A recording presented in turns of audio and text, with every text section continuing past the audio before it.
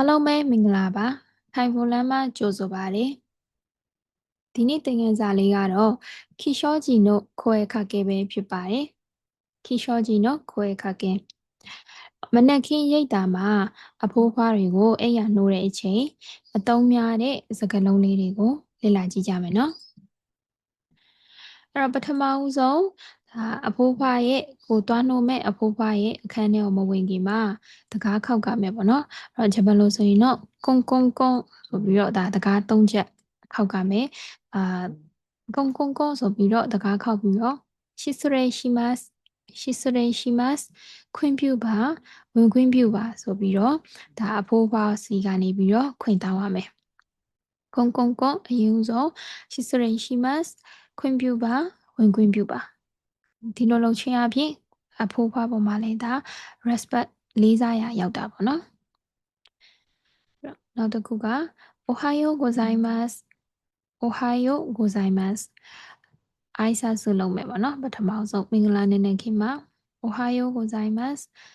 အမြဲပြောနေကြဖြစ်တဲ့အဲကကိုပြုံးပြုံးလေးနဲ့နှုတ်ဆက်ခြင်းရလဲဒါကောင်းတဲ့လက္ခဏာလေးပေါ့နော် Ohayo gozaimasu မင်္ဂလာနေ့နဲ့ခင်မှာThank you skemas ne Thank you skemas ne ဆိုတာကမီးဖွင့်လိုက်မယ်နော်ဘယ်သူမဆိုရုတ်တရက်မီးပွင့်လိုက်တဲ့ခါကျရင်ဒါလန့်သွားနိုင်နေပေါ့နော်အဲ့တော့ကိုမီးမဖွင့်ခင်မှာကြိုးပြီးတော့ကိုယ့်ရဲ့ခက်ကဲလုပ်ဖို့ကလည်းအရေးကြီးပါတယ် Thank you skemas ne Thank you skemas ne မီးဖွင့်လိုက်မယ်နော်昨日はよく寝れましたか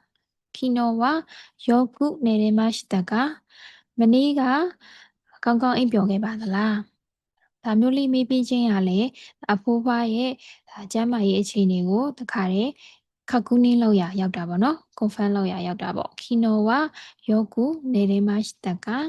မနေ့ကကောင်းကောင်းအိပ်ပျော်ခဲ့ပါသလားပြီးတော့いいお天気ですねいいお天気ですねဒီနေ့ရာသီဥတုကောင်းနေနော်ဒါမျိုးလေးစကားဆက်မိပြောပေးခြင်းရလဲဒါအဖိုးဖွားနဲ့ကိုယ်နဲ့ကြာမှာပို့ပြီးတော့ရင်းနှီးတဲ့ဆက်ဆံရေးကိုတည်ဆောက်နိုင်ပါတယ်။いいお天気ですねရာသီဥတုဒါရတယ်နော်そろそろ起きましょうかそろそろ起きましょうかကဲဒါဆိုရင်အဲ့ရထားကြရအောင်နော်そろそろ起きましょうかအမိန်ပေးတယ်လို့မျိုးမဟုတ်ဘဲနဲ့ရာဇရှိဤခတရာဇရှိဤခတနဲ့ပြောဖို့ကလည်းအရေးကြီးပါတယ်ဆိုရိုဆိုရိုအိုကီမရှော့ကဒါဆိုရင်အဲ့ရထားကြရအောင်နော်ကာတန်ကိုအာခေမရှော့ကကာတန်ကိုအာခေမရှော့ကအဲ့တော့အရှိမပြောခဲ့သလိုပဲ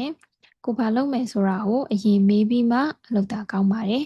အဲ့တော့ like ကဖွင့်ပေးရမလားကာတန်ကိုအာခေမရှော့ကပြီးရင်窓を開けてもいいですか窓を開けてもいいですかဆိုရင်ပရင်းပေါက်ဖွင့်လို့ရပါသလား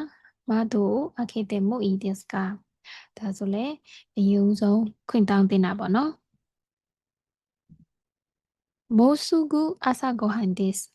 もうすぐ朝ごはんですမကြခင်မနက်စာစားချိန်ဖြစ်ပါတယ်起きてホールに行きましょうかအဲ့ရထပြီးတော့ဒါထပြီးတော့ဟိုးဒူခမ်းမပေါ့ဗောနော်ဟိုးကို行きましょうかဘာကြဆိုလား起きてホールに行きましょうか身体を起こしますねဆိုတာက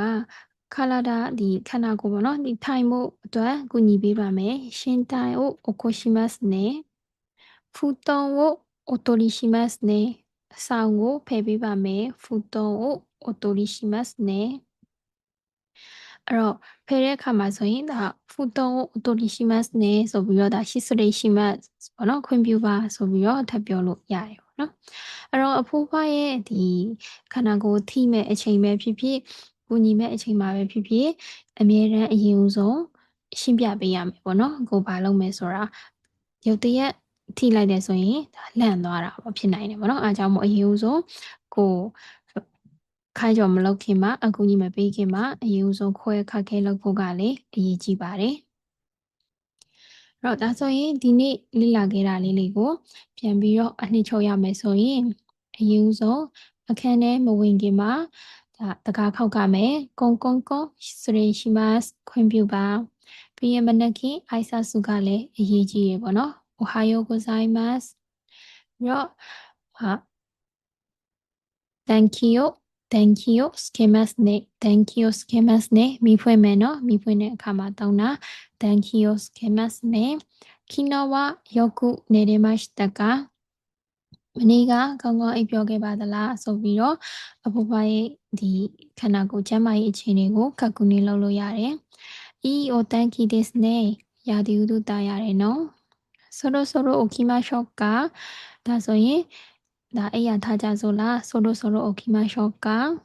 もうすぐ朝ごはんですမကြခင်မနက်စာစားချိန်ဖြစ်ပါတယ်။起きてホールに行きましょうかထားပြီးတော့ဟိုလူကိုတွားကြစို့လားခါတန်ကို開けましょうかလိုက်ကဖွင့်ပေးရမလား窓を開けてもいいですかပဒင်းပေါက်ဖွင့်လဲရပါသလားရှင်တိုင်ကို起こしますねအရာထားတဲ့ချိန်မှာခန္ဓာကိုယ်ကူညီပေးပါမယ်